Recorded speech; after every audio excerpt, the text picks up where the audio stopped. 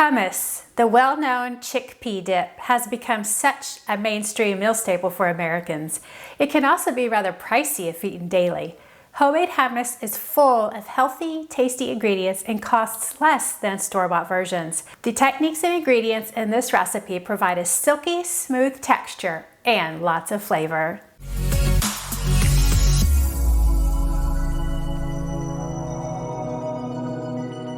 Hummus is the Arabic word for chickpeas, which is the dip's main ingredient. Hummus is basically just a bean dip using garbanzo beans or chickpeas. It's mixed with tahini, which is ground sesame seeds, and tahini is often the dip's special or unique ingredient. There are hummus recipes that date back to the 13th century. However, no one really knows exactly where it came from since countries in the Middle East, India, North Africa, and the Mediterranean have all been eating it for centuries. I'm excited to share with you the basic hummus recipe I've been making and modifying for years. My husband and I eat hummus almost daily, so for us, hummus is a staple. For the ingredients, you'll need garlic cloves, lemon juice, garbanzo beans or chickpeas, so the same thing, bean liquid from the cans, extra virgin olive oil, ground cumin, salt, water, tahini, and baking soda only if you choose to remove the bean skins. While the process takes less than 30 minutes, you can shorten the time by omitting some steps. So our first step is in a small bowl, we're gonna add 3 to 4 minced garlic cloves, as you see here. And then we're gonna cover the garlic cloves with 1/4 cup, which is a small lemon or about 3/4 of a large lemon. And we're gonna cover the garlic with the lemon juice. We're gonna let this soak for about 10 minutes. Now this step is optional, but soaking the garlic in lemon juice cuts the bitterness of the garlic and adds garlic flavor to the juice. If you're in a hurry, you don't have to remove the bean skins. The texture of your final product won't be as smooth though. I have made hummus many times with the bean skins on, and the flavor is just as good. If you choose to remove the skins, then follow this method. Drain 2 cans, which are about 30 ounces of garbanzo beans, reserving 1/2 cup of liquid, about 1 can, from which we'll take some and add to the hummus.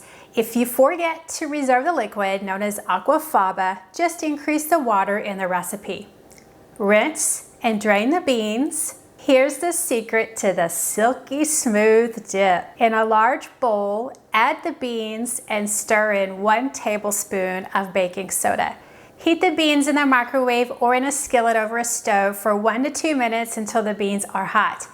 In a sink, cover the beans with cold water. Rub the beans between your hands, agitating them to remove the skins. Pour off the water with bean skins floating into a colander to catch any beans.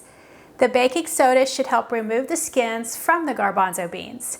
Repeat rinsing, agitating, and draining another 3 to 4 times until most of the skins have been removed. No worries if some skins remain on the beans. It won't negatively affect the smoothness of your hummus.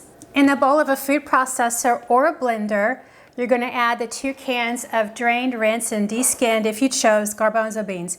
You can leave out a few if you'd like to decorate the top of your bean dip. Leave a few out there. And then you're going to put the remaining in the food processor. We're going to add 1/4 cup of olive oil. Now, olive oil is not necessary in hummus, but it adds silkiness to the texture and flavor, so I actually like to add it. If you choose not to add olive oil, just add more aquafaba, which is the bean liquid, or lemon juice or water. We're going to add 1 teaspoon of salt. We're going to add 1.5 teaspoons of cumin. You could add a little more if you like. We're going to add 2 tablespoons of water and 2 tablespoons of our reserved aquafaba, or also known as our bean juice. That's really all we need. I reserved all of the bean juice, but I don't need to. I just needed a couple tablespoons, and I may add 1 or 2 more if I feel like I need it. Use a small strainer in order to strain out the garlic. We're actually not going to put the actual garlic cloves in the hummus, although you can, but if you recall, the garlic, straining it with the lemon juice eliminates the bitterness without having to actually add the garlic. We have the garlic flavor in the juice now, so we don't actually need these bits of garlic. You can certainly add the garlic if you don't mind that bit of garlic bite. Though for hummus, I usually just discard it or use it later. Go ahead and process the ingredients that we have so far for about 30 seconds or until the mixture is smooth. Stop periodically and scrape down the edges. Finally, we're going to add the tahini. Notice it's a really smooth paste. It's really just ground sesame seeds. Starting out with 1/4 of a cup, we may add more if we want more tahini flavor.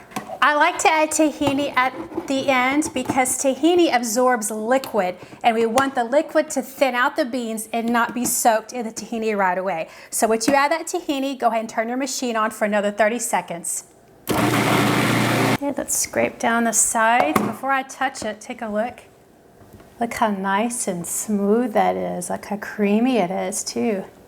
Go ahead and check the consistency and give it a taste to make sure you have enough flavoring that you're satisfied with. It's very smooth right now.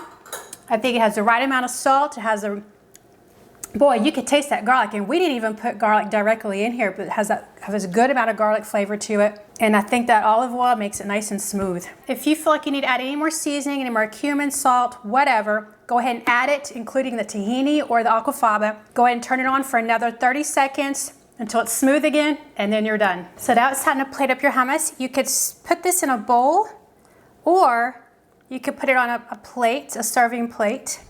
I think that's what I'm gonna do, start mine on a plate. Look how smooth and creamy that is.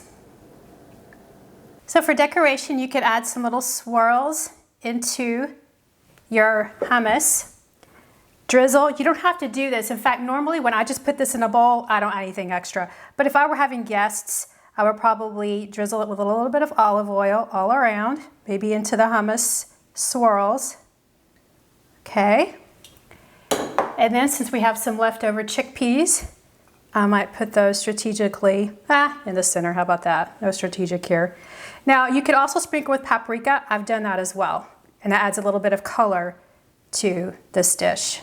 You know what? I think I'm feeling a little colorful today, so I'm going to add a little bit of paprika. How about that? It's a nice plate of Middle Eastern, simple but silky smooth hummus. Cover and store homemade hummus in the fridge for up to a week. Serve as a dip with pita chips, crackers, a crudité plate with carrot, celery, and radishes. Serve with naan or pita bread. It also makes a great spread on sandwiches in place of mayonnaise. I really hope you give homemade hummus a try. Hands down, we prefer it over any store-bought version. Thanks for watching, liking, and subscribing. Your support is valued. Until next time, go bake the world.